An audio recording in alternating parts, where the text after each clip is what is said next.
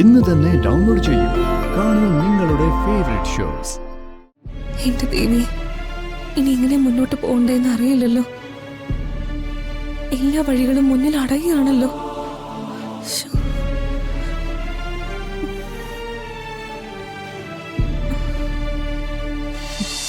മോനെ, എന്താ മോനെ, നീ എന്തിനാ ഇങ്ങനെ വിഷമിച്ചിരിക്കുന്നേ? അമ്മയ്ക്കെല്ലാം അറിയാലോ. അച്ഛനെ ഒരിക്കലും വിഷമിപ്പിക്കരുതെന്ന് അമ്മ പറഞ്ഞതല്ലേ. പക്ഷെ ഇപ്പൊ ഞാൻ കാരണം അച്ഛൻ ഹോസ്പിറ്റലിലായില്ലേ അമ്മേ. കഴിഞ്ഞുപോയ കാര്യത്തെക്കുറിച്ച് ഓർത്ത് വിഷമിച്ചിട്ട് ഒരു കാര്യമില്ല മോനെ. പക്ഷേ നീ എന്തിനാ അച്ഛനെ അവിടെ ഒറ്റയ്ക്കാക്കിയിട്ട് പോന്നത്? അവിടെ അച്ഛന്റെ അടുത്തല്ലേ നിൽക്കേണ്ടത്? അമ്മേ, അത് ഞാൻ... നീ അച്ഛന്റെ അടുത്തേക്ക് ചെല്ല്. ആ മനസ്സ് നിറയെ നിന്നോടുള്ള സ്നേഹമാ. പക്ഷേ അത് പെട്ടെന്നൊന്നും പുറത്ത് കാണിക്കില്ല. നീ കാത്തിരിക്കണം. ഒരു ദിവസം ആ സ്നേഹം മുഴുവനും അച്ഛൻ നിനക്ക് തരും. ഇപ്പൊ നീ ചെല്ല്, അച്ഛന്റെ അടുത്തേക്ക് വേഗം ചെല്ല്. വേഗം ചെല്ല്. എണീക്ക്, എഴുന്നേൽക്ക് മോനെ.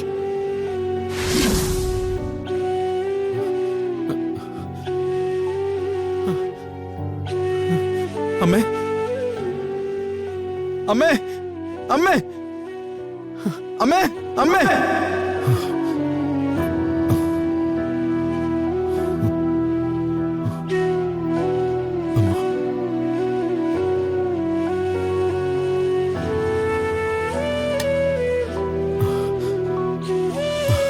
അമ്മ, അമ്മ, അമ്മ.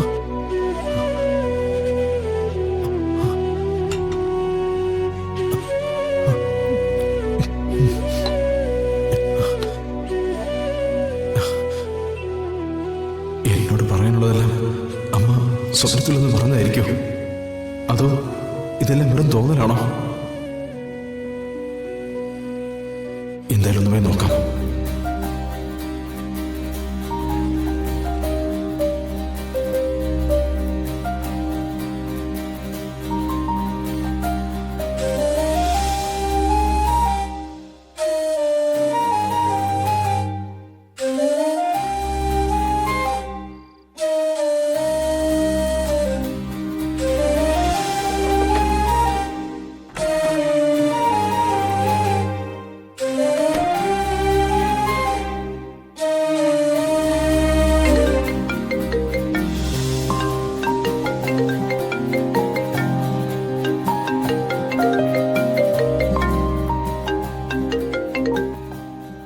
ഹലോ, ഞാൻ ഈ ഹോസ്പിറ്റലിന്റെ പാർക്കിങ്ങിലുണ്ട്. നീ പുറത്തേക്ക് വാ.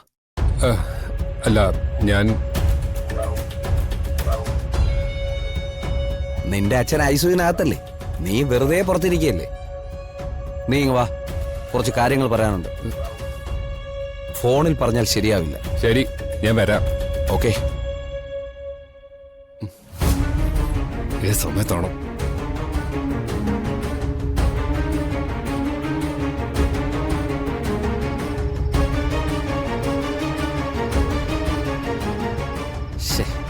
എന്താ അത്യാവശ്യമായിട്ട് കാണുന്നു പറഞ്ഞേ? ആ, ഒരു ഇമ്പോർട്ടന്റ് കാര്യമുണ്ട്. അതാ ഞാൻ നേരിട്ട് വന്നത്.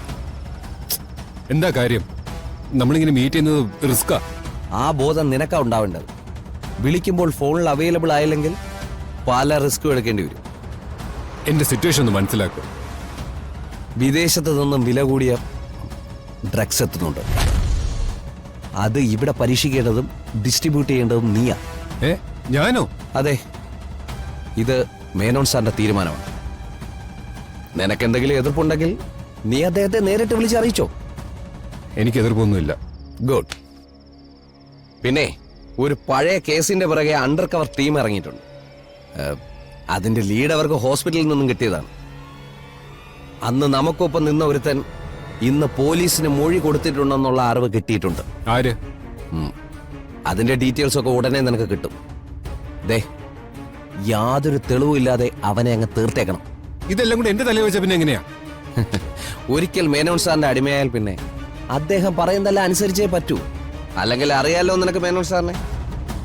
അറിയാം, ഞാൻ ചെയ്യാം.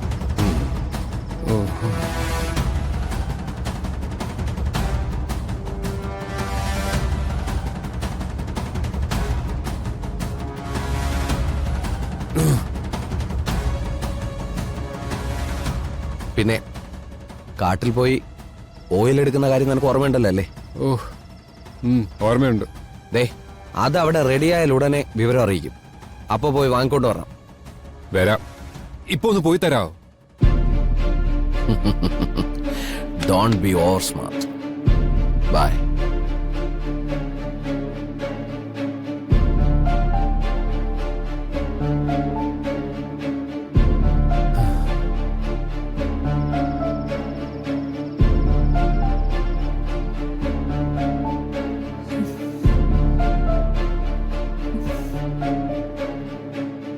എന്റെ ദേവി, ഇനി ഇങ്ങനെ മുന്നോട്ട് പോകണ്ടെന്ന് അറിയില്ലല്ലോ.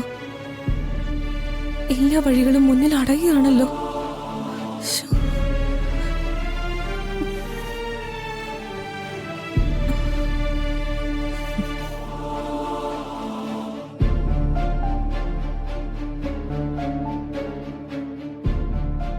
ഇനി നീയോ ഇവനെ ഈ വീടിന്റെ പടി ചവിട്ടിയ എല്ലാവരുടെ മുന്നിൽ വെച്ച് ഞാൻ അപമാനിച്ച് ആട്ടി ഇറക്കി വിടും. ഇനി അഷിതയുടെ പേരും പറഞ്ഞോ, ആ ധ്വനിയുടെ പേരും പറഞ്ഞോ, ഇന്ദ്രപ്രസ്ഥത്തിൽ പോകില്ലെന്ന് സത്യം ചെയ്യണം. സത്യം ചെയ്യടി.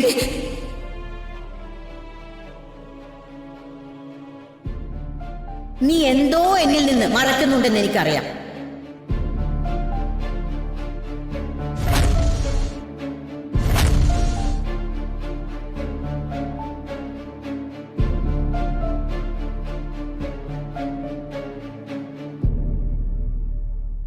നമ്മുടെ പ്രയോറിറ്റി മേനോനാണ്. നിങ്ങൾ ആ വീട്ടിൽ കയറിയിരിക്കണം.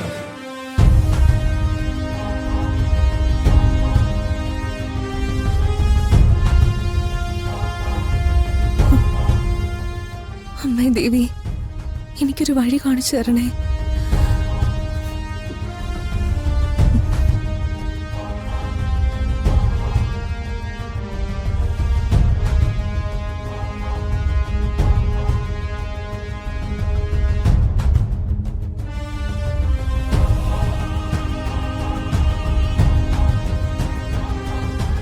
പൃഥ്വിന് ഇവിടെ എവിടെയെങ്കിലും ഉണ്ടാവോ?